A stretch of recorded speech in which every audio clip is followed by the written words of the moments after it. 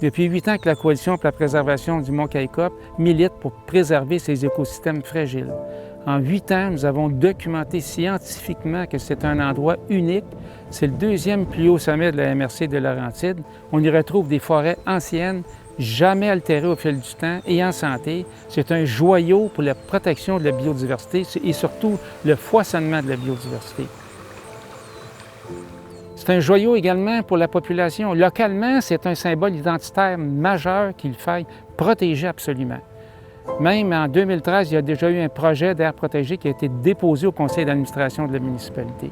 C'est important, les gens fréquentent cette montagne-là, il y a une base de plein air en opération, il y a 40 km de sentiers, il y a des milliers de randonneurs qui y vont chaque année. Il faut préserver ce site emblématique. Au point de vue social, carrément, les gens n'en veulent pas de coupe. Au point de vue protection de l'environnement, c'est clair que tout a été documenté. Il faut préserver cette forêt qui est vraiment ancienne, qui recèle des trésors au niveau vraiment de la biodiversité.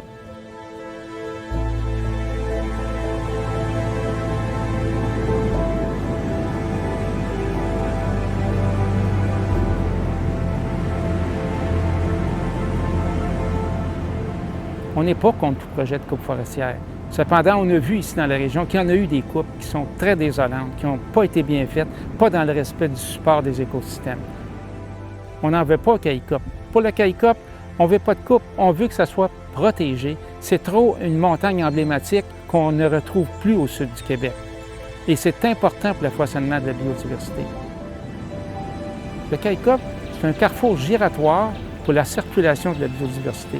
Il assure la connectivité des écosystèmes, il assure le passage de la faune et de la flore vers des zones de conservation qui sont déjà riches en biodiversité. On parle du parc du Mont-Tremblant, on parle de la réserve Mohawk autochtone, c'est leur territoire de chasse et de pêche, 100 km² de nature. C'est le Kaycop qui alimente ce territoire-là en faune et en flore. Le Kaycop aussi alimente la forêt Waro, qui est dans la région juste à côté, qui est l'Anaudière. Il y a 160 km² de montagnes et de forêts. C'est important qu'on assure pour la protection de l'environnement face au changement climatique, qu'on milite, que les citoyens se lèvent et qu'ils militent. Et ça ne veut pas dire qu'on n'en veut plus de coupe, mais au moins qu'on milite pour préserver des zones intactes, qu'elles soient interconnectées entre elles. Comment ne pas donner l'exemple à d'autres communautés de se prendre en main également? Puis c'est la théorie des petits pas. Par l'exemplarité, les gens peuvent se lever et dire « ça suffit la destruction des écosystèmes ». On a notre mot à dire, c'est notre milieu, puis c'est le milieu qu'on veut léguer à nos enfants puis nos petits-enfants. Eux vont les vivre, les changements climatiques, autrement plus que nous. Vraiment, ça nous motive de poursuivre notre combat, puis on le fait pas pour nous, on le fait pour les générations qui vont nous suivre.